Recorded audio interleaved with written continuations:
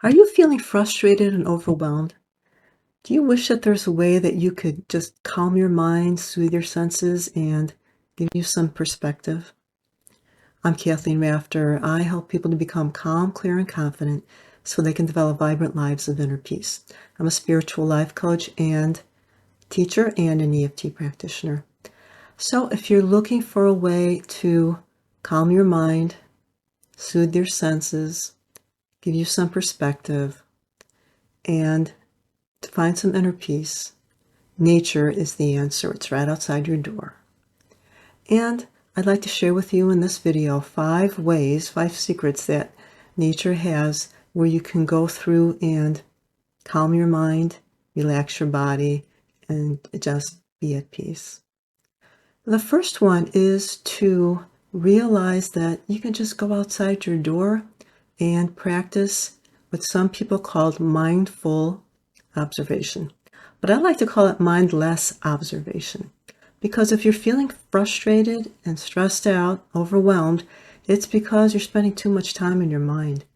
If you go outside and you spend time just, if it's daytime, if it's during the growing season, you can just admire trees that are in the area, flowers. If it's nighttime, you can look up at the sky and you can see the moon and the stars.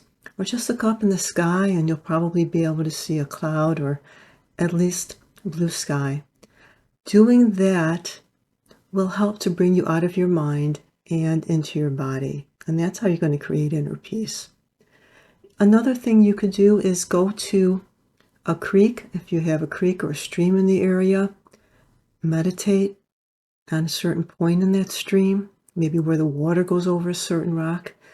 Or you could just meditate on a flower or a beautiful plant in your area, maybe even in your home. You could even look at a candle flame. That candle flame gives you the element of fire. And that will help, again, to calm your mind, bring your being into your body so you can create inner peace within. The second thing that you can do is be aware of the rhythms of nature. A lot of us just aren't aware of those rhythms and we go against it and we make it more difficult for ourselves. For instance, this summer our son's a college student and he took a part-time job working nights. So he was sleeping during the day. And we all realized in our home what a difficult transition that is. We were born to wake up with the sun or before the sun, and then to go to sleep after sunset or shortly thereafter. And to go along with that, you can also get into the rhythm of the seasons. Right now, in the Northern Hemisphere, we're leaving summer, where we don't need as much sleep. The days are very long, the nights are very short, so we don't need as much sleep as we'll need now. We'll need more going into fall, where it's going to be cooler, the days are going to be shorter, and then again in winter, the same thing. That's when we'll need the most sleep. And just getting in touch with those rhythms of when's the best time to eat. A lot of cultures will have traditionally at least, have their meals midday, because that is when there's the most digestive energy available. And then there are things like exercise too. It pays to exercise sometime midday, early, maybe mid-morning or mid-afternoon, not to do it too late, otherwise it's going to interfere with your sleep. And then just going out in nature, you can have an automatic mindset, mind shift, and it'll relax your body. So the earth is at a frequency of 7.8 hertz, which is in, if you know about brain waves, it's within the alpha range of brainwave. And that is a relaxing thing for the brain. That is the mode that we're in when we're feeling very relaxed and very creative. It's that alpha level of mind. So when we're going outside, that's why it feels so good. We're out surrounded by alpha, And depending on the season, depending on where you are, it could also be very green outside. And that will also lead to inner peace. So you relax your mind and you relax your body just by going outside. And if you get involved in things like walking or hiking or gardening, that will help you even more so to get within that creating inner peace mode of being outside. If you want to take it even further, if you're near a beach, you can go barefoot, walking barefoot through the sand, or even walking, depending on the time of year, you could walk through the grass around your own home or in the park. And some people will even go around walking in the snow. It will help to boost their immune system.